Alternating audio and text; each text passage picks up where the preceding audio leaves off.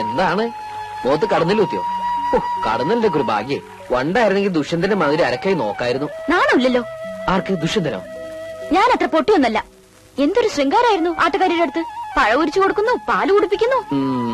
8 ഗുണം 10 ഗുണം. എന്ത്? അല്ല, ഈ നാട്ടില് കലാബോധം ഇല്ലാത്ത ഒരേ ഒരാളുള്ളൂ, തന്റെ അച്ഛൻ. ഇപ്പൊ താനും അച്ഛൻ പറഞ്ഞ് പഠിപ്പിച്ചതാ. തമാശക്കാണെങ്കിൽ പോലും കുമാരൻ വേറൊരു പെണ്ണിനോട് മിണ്ടണത് എനിക്കിഷ്ടല്ല.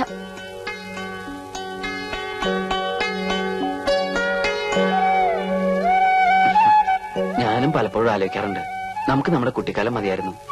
സ്കൂളിൽ പോവുക, മാവേലെറിയ, ആമ്പൽപ്പൂ പറിക്ക, ഓണം, വിഷു, തിരുവാതിര, ഉത്സവങ്ങള് എന്ത് രസമായിരുന്നു. ആരെയും പേടിക്കണ്ട. ഇപ്പതാ തന്നൊന്ന് കാണുകയും തന്നെ പാത്തും പതുങ്ങിയും നമുക്ക് വലുതാവുണ്ടായിരുന്നു അല്ലേ. എല്ലാം എനിക്ക് മോഹിക്കാനേ പറ്റൂ. നിന്നെ നിന്റെ അച്ഛൻ എനിക്ക് തരുമെന്ന് തോന്നണ്ടോ? വേറെ ആരെ കൊണ്ടെങ്കിലും കല്യാണം കഴിപ്പിക്കും. ഞാനന്ന് തൂങ്ങിച്ചാവും തീർച്ച. വേണ്ട, അങ്ങനൊന്നും പറയരുത്.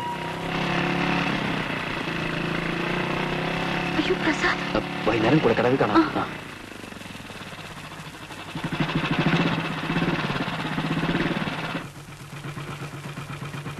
എവിടെ പോണടി? വീട്ടില്.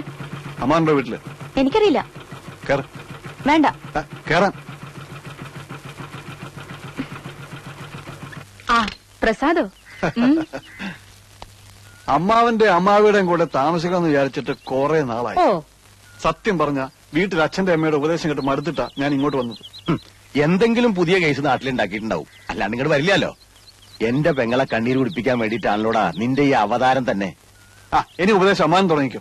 ഞാൻ ഇവിടെ നിൽക്കുന്ന ഇഷ്ടമില്ലെങ്കിൽ ഇപ്പൊ തന്നെ പോയേക്കാം. അവനൊരു പ്രശ്നം ഉണ്ടാക്കത്തില്ല.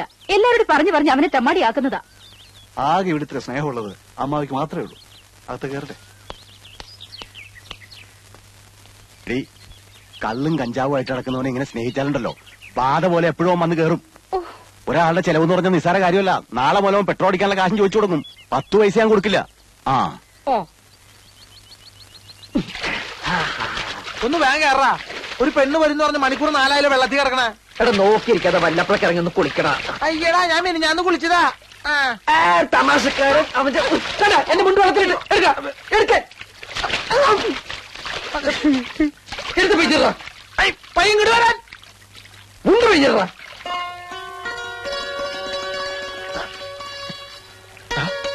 പെണ്ണ് വരുന്നേ. ആരെങ്കിലും വരികയാണെങ്കിൽ ഒന്ന് വിസരിച്ചേ. അത് ഞാൻ ഏറ്റവും മോനെ.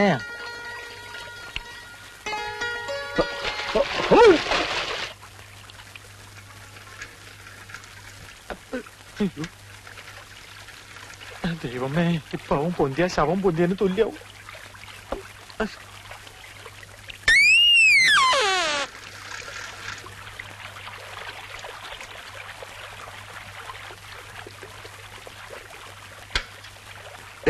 നിന്നോട് ഞാൻ പലവട്ടം പറഞ്ഞിട്ടില്ല ഇവിടെ ഒന്ന് കുളിക്കരുതെന്ന്. കണ്ട എംബോക്കികളൊക്കെ വായി നോക്കി കണ്ടില്ലേ? കേറി പൊടി. അവൾക്ക് കുളിക്കാൻ വീട്ടിലെങ്കിലും വെള്ളമില്ലാഞ്ഞിട്ടല്ലേ?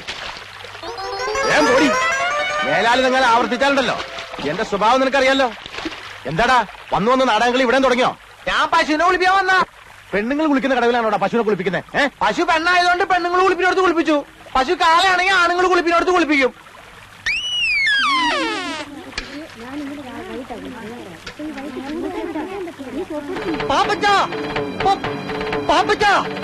എന്താടാ പാപ്പച്ചന്റെ അമ്മ? അയ്യോ, ഭയങ്കര കഷ്ടമായി പോയി. കർത്താവ്, എന്റെ അമ്മയ്ക്ക് എന്താ പറ്റിയ? കുറച്ചു നേരം ആയുള്ളൂ. പാപ്പച്ചൻ വേഗം അങ്ങോട്ട് ചെല്ലും. എന്താ പറ്റിയെന്ന് വെച്ചാൽ പറയടാ. വിഷമിക്കാനൊന്നുമില്ല. പള്ളിയിൽ വെച്ച അന്ത്യകൂദാശ. പാപ്പച്ചൻ നിക്ക്, മുഴുവൻ പറയട്ടെ. പള്ളിയിൽ വെച്ച അന്ത്യകൂദാശ കൊടുക്കാൻ പോയ നേരത്തെ അച്ഛന്റെ മേടയിൽ കള്ളം കയറിയെന്ന് പാപ്പച്ചന്റെ അമ്മ എന്ന് പറഞ്ഞു. ഞാനത് പറയാൻ തുടങ്ങിയതാ.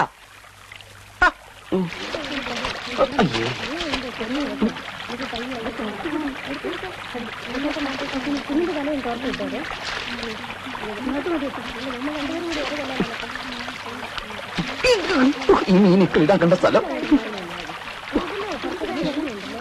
ഏത് സമയത്ത് തോന്നിയാണ് നമ്മ കുളിക്കാൻ അറിഞ്ഞ.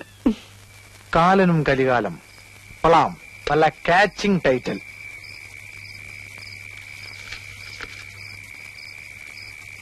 കൂരാകൂരിട്ടത്ത് കറുത്ത പോത്തിന്റെ പുറത്ത് കയ്യിൽ കയറുമായി വന്നു കാലൻ.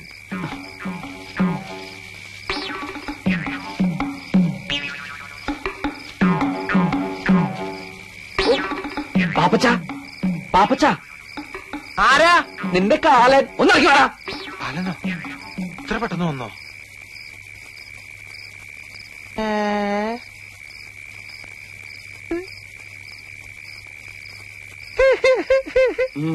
സൂപ്പർ ആയിട്ടാ. നിന്നെ ഈ വേഷത്തിൽ കണ്ടപ്പോൾ എനിക്കൊരു ഐഡിയ തോന്നിയത്, നിന്നെ നായകനാക്കിട്ട് ഒരു ആദിവാസി നാടകം എഴുതിയാലോ എന്ന്. എന്റെ വായിലേക്ക് കേക്കരുത്, ഇപ്പൊ മുണ്ടെടുത്തിട്ടോടാ.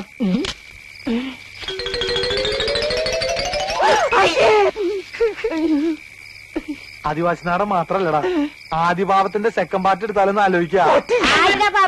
അമ്മ, എന്നെ മുണ്ട് പോവല്ലേ? എടാ പാപ്പി, അമ്മ അങ്ങോട്ട് പോ, അമ്മ അങ്ങോട്ട് വരില്ലട്ടോ. ഇങ്ങോട്ട് വരില്ല അമ്മേ. ഏത് പെണ്ണാടാ ഓടിപ്പോയത്? എന്റെ കർത്താവ് ഈശോ മിശിഹായേ, ഈ കുരുത്തം കെട്ടോ 7-ാം പ്രമാണം തെറ്റിക്കാൻ തുടങ്ങിയല്ലോ. മോഷണത്തെക്കാളും മദ്യപാനത്തെക്കാളും വലിയ പാപമാണ് വ്യഭിചാരം. അച്ഛോ ഞാൻ വേണ്ട, ഒന്നും പറയണ്ട. നിന്റെ അമ്മ വളരെ ഡീറ്റെയിൽ ആയിട്ട് എന്നോടെല്ലാം പറഞ്ഞിട്ടുള്ളതാണ്. വ്യഭിചാരം ചെയ്യുന്നതിനുള്ള ശിക്ഷ എന്താണെന്ന് നിനക്കറിയാവോ? അച്ഛൻ പറയാതെ ഞാനങ്ങനെ ആ കേട്ടോ, നരകത്തിന്റെ നടുക്കൊരു മുള്ളുമുറുക്കുണ്ട്. നിന്നെ പോലുള്ള മഹാപാപികളെ ആ മുറുക്കി കയറ്റി നഗ്നരാക്കി താഴേക്ക് ഊർത്തുവിടും, മനസ്സിലായോ? എന്താടാ ചിരിക്കണത്? അല്ല, ഈ പാപികളെല്ലാം ഊർന്നിറങ്ങിയപ്പോ മുരുക്കിന്റെ മുള്ളെല്ലാം ഇപ്പൊ തേഞ്ഞ് ഒരുമാതിരി മെഴുമെഴുന്നായിട്ടുണ്ടാവും. പണ്ടാരാണ്ടോ പറഞ്ഞ പോലെയാ നിന്റെ കാര്യം. എന്തിനാണപ്പാ എന്നെ തല്ലണ? ഞാനേതായാലും ഗുണം പിടിക്കില്ലാന്ന്. എടാ, നിന്നോട് എത്ര നാളായി ഞാൻ പറയണു പെരുന്നാളിന് വേണ്ടി ഒരു നാടകം എഴുതരാൻ. നിനക്ക് ശകുന്തളി ദുഷ്യന്തനും മതിയല്ലോ. കർത്താവിനെ മറന്നുള്ള കളി ശരിയല്ല പാപ്പച്ച. അച്ഛൻ ഈ ബൈബിൾ നാടകം എന്നൊക്കെ പറഞ്ഞ ഭയങ്കര കാശുകളുള്ള പരിപാടിയാ. മാത്രല്ല അമ്പല കമ്മിറ്റിക്കാരും ബുക്ക് ചെയ്യൂല.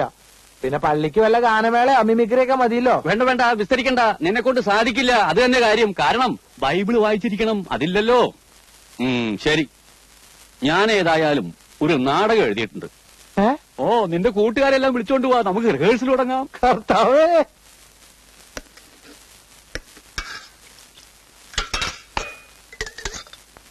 സ്വന്തമായിട്ടൊരു നാടക ട്രൂപ്പ് തുടങ്ങണമെന്നായിരുന്നു ആഗ്രഹം.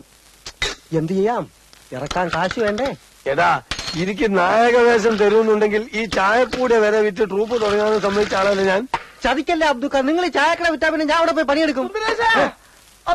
ആരുടെ മയ്യത്തായി പേപ്പർ പുതിയ ന്യൂസ് ഉണ്ട്. ഫാദർ വട്ടക്കൂലി എല്ലാവരും പള്ളിയിലോട്ട് ചെല്ലാൻ പറഞ്ഞു. ഫാദർ പുതിയ നാടകം തുടങ്ങി. അസ്തദിക്കുകൾ കിടിലം കൊള്ളുമാറ് റോമിന്റെ കവചിത കരസേനയുടെ കടന്നാക്രമണത്തിൽ അഹന്തയുടെ സന്തതിയായ നീറോയുടെ ചട്ടങ്ങളെ ചുട്ടരിക്കാൻ ശ്രമിക്കുന്ന എന്റെ സർപ്പസന്തതികളെ,